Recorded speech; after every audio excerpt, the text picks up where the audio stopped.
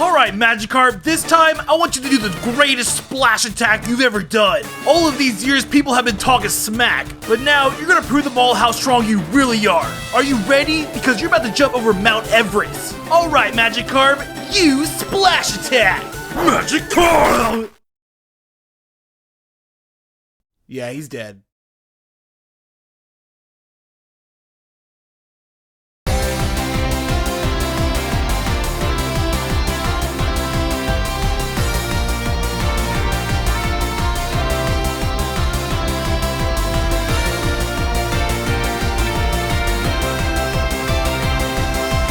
What is going on, guys? This is Dobbs here, bringing you another Pokemon video. And in this video, we're gonna go over 10 Pokemon that actually died in the Pokemon games and in the anime.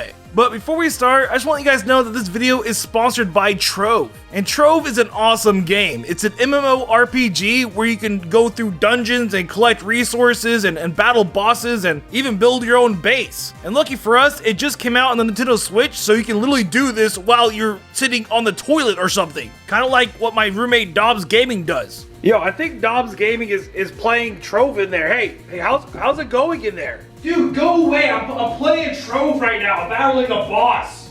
I'm about to get the best gear in the game with my Archmage. I'm a wizard, okay?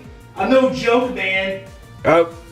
Okay. Yeah, he doesn't really talk to me that much. But Trove has a ton of things that you can do. Like, for example, you can create your base and make it all customizable and cool looking. Or you can go find allies in alley habitats to join you with your adventure and go exploring with you. And while you're exploring, you can come across a bunch of enemies and fight humongous bosses to get great loot, just like Dobbs Gaming was in the bathroom. Or you can go into geode caves and gather a bunch of resources to build your base with. And the best part about this game is that there are 17 classes, so you can play this game in 17 different ways, which is awesome. So if you want to go destroy some big bosses just like Dobbs Gaming and want to have fun, check out the link down below in the description. Trove is completely free to play and is available on PC, PlayStation, Xbox, and the Nintendo Switch, so it's very easy to grab your hands on this game. And a humongous shout out to Trove for sponsoring this video. Really appreciate it, and it really helps out with doing YouTube full time. And yeah, so big shout out to Trove, and without further ado, let's get into the video. Alright, starting off this list, we have to start with Blue's Raticate, right? Because this theory is probably as old as Pokemon itself. And if you miraculously don't know about the Raticate theory, then here it is. The theory suggests that you, the player, actually gave Blue's Raticate fatal injuries after the battle on SS Anne. And since you guys were on a ship, it was hard for Blue to get back to a Pokemon Center to heal Raticate from the injuries that you gave it. So it just ended up dying on the ship, therefore making you, the player, a person who makes people sleep with the fishes, if you know what I mean. And the next time you see Blue is in Lavender Town in the Pokemon Tower, a place where you bury dead Pokemon to pay respects to. And when you battle Blue, you notice that he has 5 Pokemon after adding 2 new team members to it. He added a Gyarados and an Execute, but for some reason left out his Raticate for this battle. And knowing the competitive spirit of Blue, why on earth would he handicap himself by only bringing 5 Pokemon to this battle against his rival? Why doesn't he just add Raticate as a 6th Pokemon for his team? And well, it's because it's dead. How dare you? So yeah, let me know in the comments, do you believe that Blue's Raticate died from that battle, or do you think Blue just stored it in the PC? And by the way, this is the only non-confirmed death on this list. The rest are dead, okay? They're dead. So let's go on with the next one.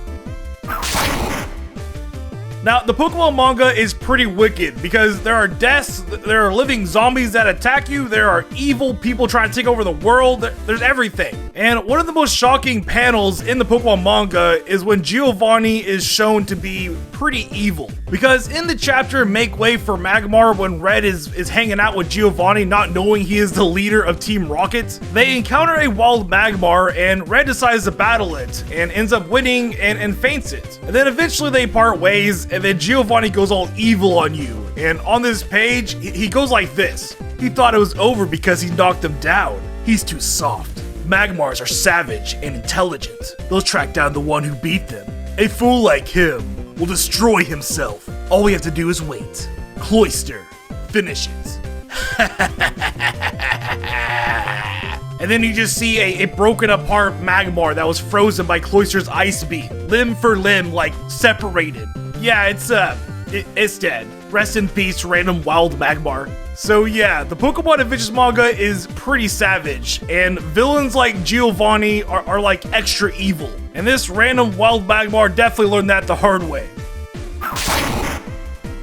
Alright, next up, we have Meowth from Team Rocket, and yes, he actually died in the recent Pokemon anime. But before I tell you how, I need to tell you about this very evil creature that is known as Mimikyu. And you probably heard of him, and you know that this Pokemon wears a disguise because apparently it's very hideous. Because according to his Pokemon Sun Pokédex entry, it says that its actual appearance is unknown. A scholar who saw what was under its rag was overwhelmed by terror and died from shock. So according to this, anyone that sees Mimikyu without its disguise will have a heart attack and straight up die. And well, that's exactly what happened to Meowth in the Pokemon Sun and Moon anime. Because in the episode The Sun, the Scare, in the Secret Lair, Mimikyu decides to swim without its disguise. And while Team Rocket are trying to find new potential water-type Pokemon for their team, Meowth looks out in the distance and mistakenly looks Mimikyu right in the eyes. And as you probably expected, Meowth just straight up dies from the shock of seeing Mimikyu's true identity. And then in the next scene, Jesse and James turn around and just see Meowth's lifeless body floating in the water.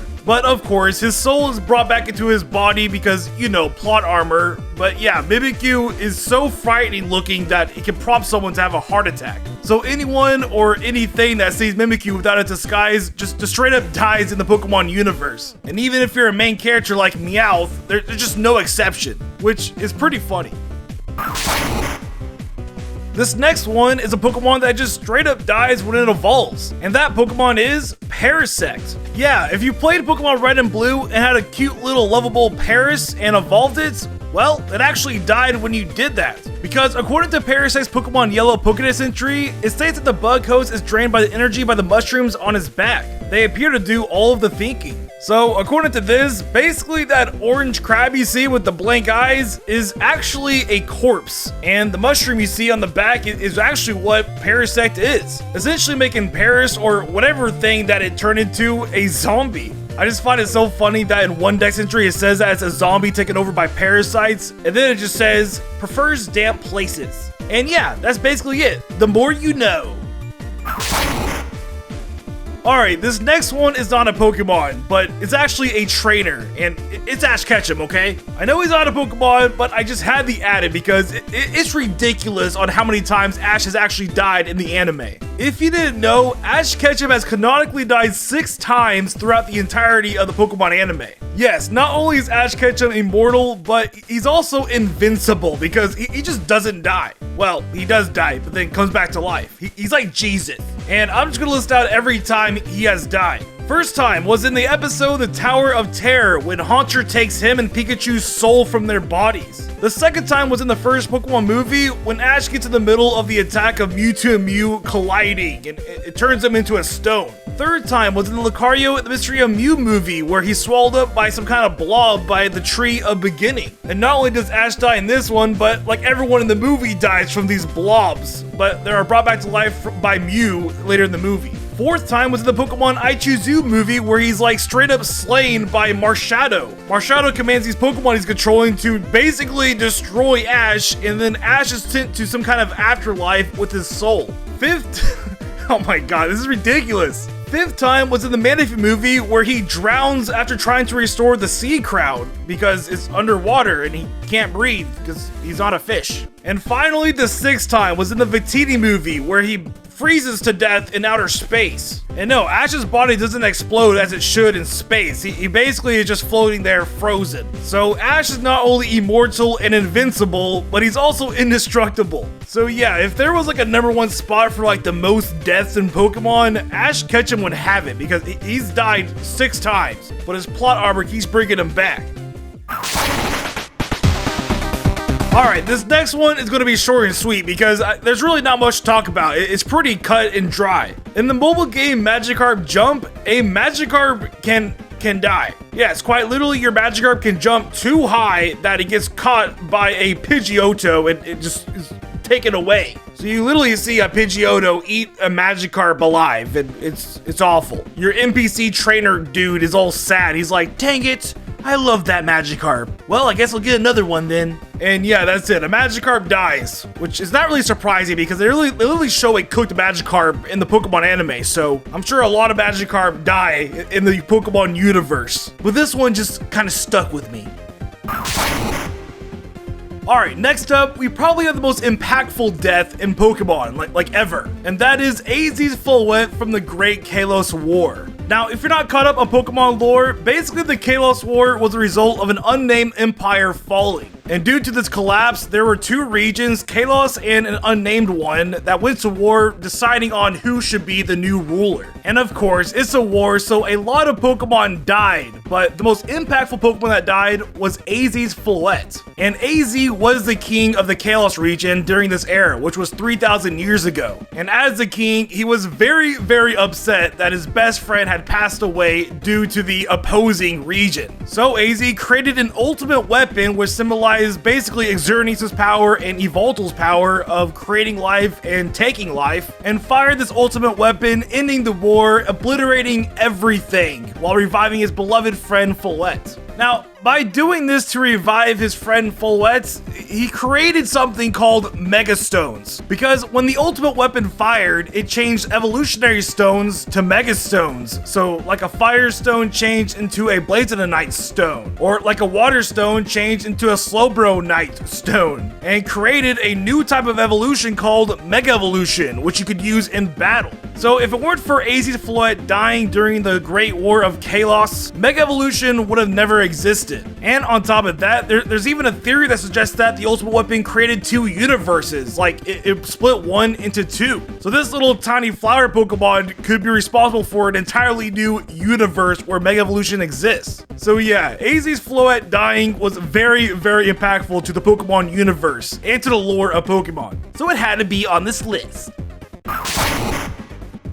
This next one has 3 Pokemon that died at the same time, and that is the legendary beast in the Brass Tower. Now, if you haven't played Pokemon Gold and Silver, here's how the tale goes. In Eckerty City, there are 2 towers, and one of them was struck by a lightning bolt and caught on fire. And inside, there were 3 Pokemon, and they couldn't escape, so they ended up dying to the fire. And then shortly after, Ho-Oh appeared and brought these 3 Pokemon back to life and made them the legendary beast Pokemon. And thus, Entei, Raikou, and Suicune were born. So canonically in the video games, these 3 Pokemon are like the only Pokemon that have died and then were brought back to life and then gained legendary powers. And because of this feat, a lot of people question what kind of Pokemon were they before they became legendary Pokemon, before they were brought back to life. Because as you can see in this Pokemon Generations clip, the silhouettes of the Pokemon in the fire are unidentifiable. They don't look like any kind of Pokemon we've seen before. But there is a theory, and I believe this theory is onto something here. You see, the theory suggests that the 3 legendary beast Pokemon were originally the 3 EVE evolutions. Because check this out, Flareon, Jolteon, and Vaporeon have the same color scheme as Entei, Raikou, and Suicune. The base abilities for the EVE evolutions are exactly the same as the hidden abilities that the legendary beast received in the Dream World in Generation 5. And lastly, in the same city that the Brass Tower burnt down in, there are Kimono girls who have EVE evolutions. So what if 3 of these EVE evolutions ran off and got stuck in the Brass Tower when it burnt down? You see, it's very compelling, and I hope this is true because it's a really cool way of how legendary Pokemon came to be. These EVE evolutions were like legendary defied.